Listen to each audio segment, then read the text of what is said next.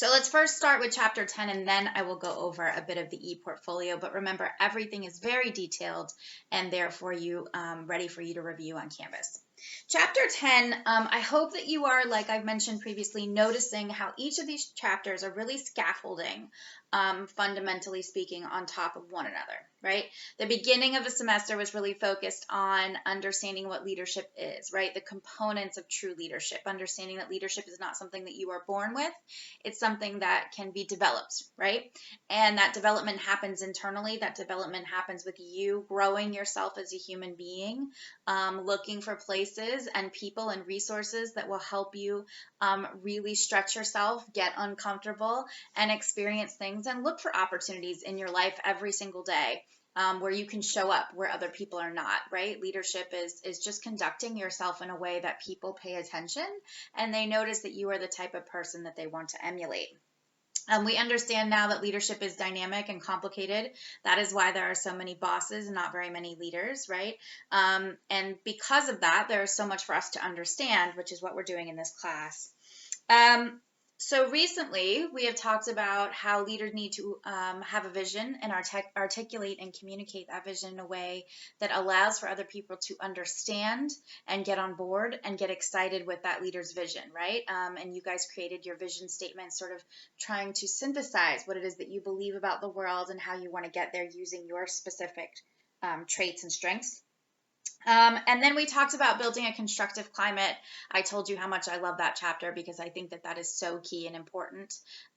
Leadership doesn't happen in a vacuum, right? Leadership requires people. It is a relational endeavor. And so I think that it's a mistake to anytime a group comes together to not spend a lot of time focusing on creating community, right? I gave you that phrase because community is what you're looking for. Community means that this is a group of people that function as one, right? That we lean on each other, and that we respect one another, and that we have some basic trust, right, with one another.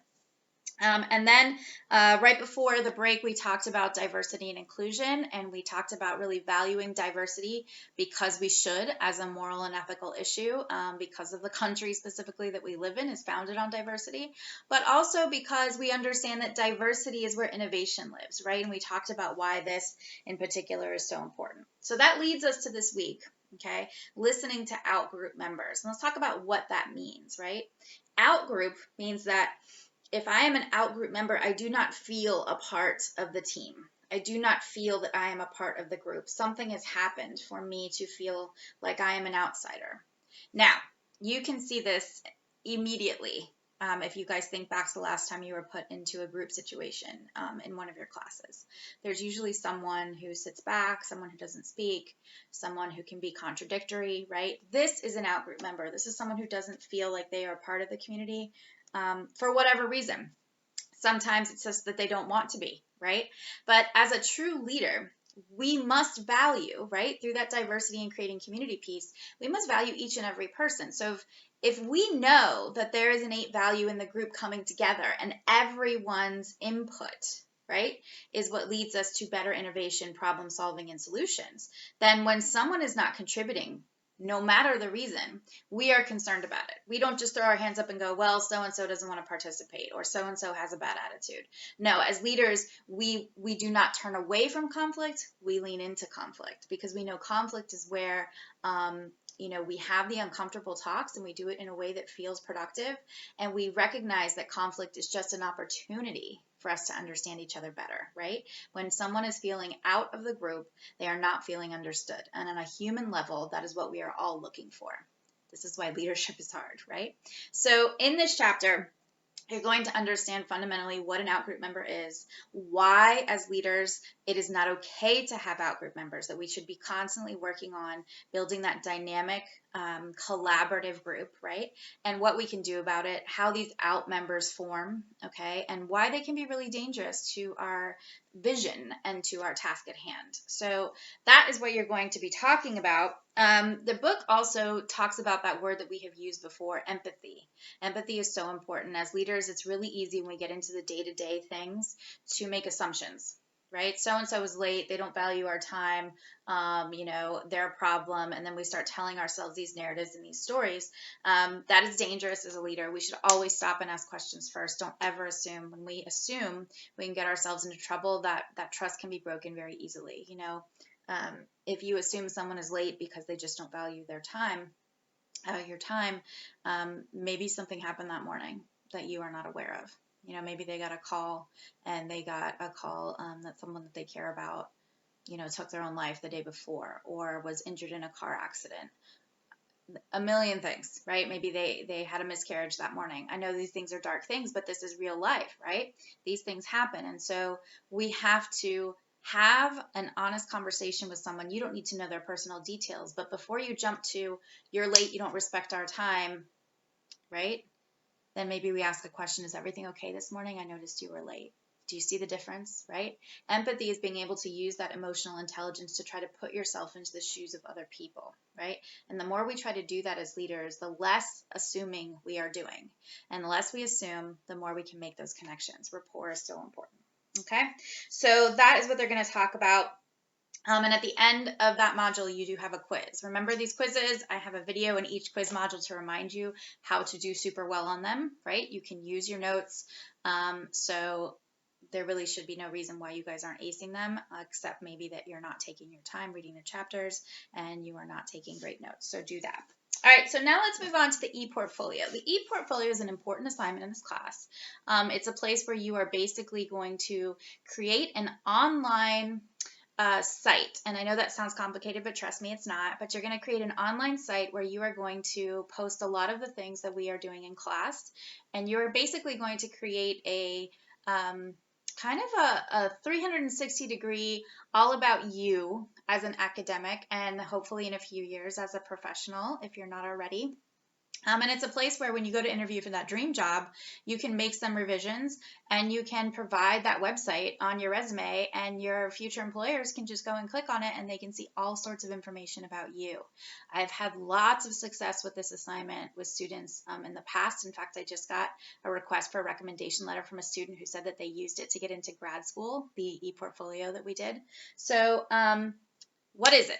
The e-portfolio, like I said, is a place online where you are going to create a website, basically, which is free, okay? And we're going to use Wix.com to do this, and they have templates, so it makes it nice and easy, okay? Why are we doing this? Because we are moving into a very technological time, as you guys know, and this is going to be the way things are done more and more. Will you probably still need a paper resume? Yes, but this is what people are going to be looking for, right? Do you have, things like an e-portfolio online? Do you have a LinkedIn account, right? These are all things that they're going to be looking for. So I'm going to help you put this together, and it's going to be part of your grade in this course, and hopefully you'll be able to use it moving forward in your academic and professional life. And it really is a cool assignment. You'll really like it. You'll send it to your parents and grandparents, and they'll be super impressed at all the work you did this semester. Because really the e-portfolio, for the most part, is assignments that we've done, right? So your leadership philosophy will be uploaded, your vision statement, a lot of the things that we're doing. All right, so what are you going to do this week with the e-portfolio? Number one, you're going to read through everything on the learning module so that you understand what the e-portfolio is, okay, how you're going to access it, how you're going to create it, and where to get help and resources, okay? Once you're done with that, you're going to read over what is involved in the e-portfolio, so what are the requirements, and then at the very end of the module, you will see that there is a submission this week. So there's an assignment this week to complete the first draft of the e-portfolio. So what does that mean? That means that what you're going to do this week for the e-portfolio is read everything in the module so you know what you are doing and you can orient yourself. Okay, then you are going to head over to Wix.com and you're going to create your site, your e-portfolio.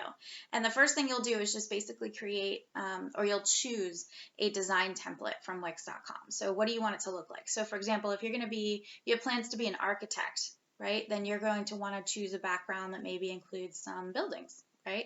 If you plan to be a teacher, you might want to include a background that looks like a classroom or has students or something that reflects something in education, books perhaps, right? Okay, so you're going to be thinking about your template design.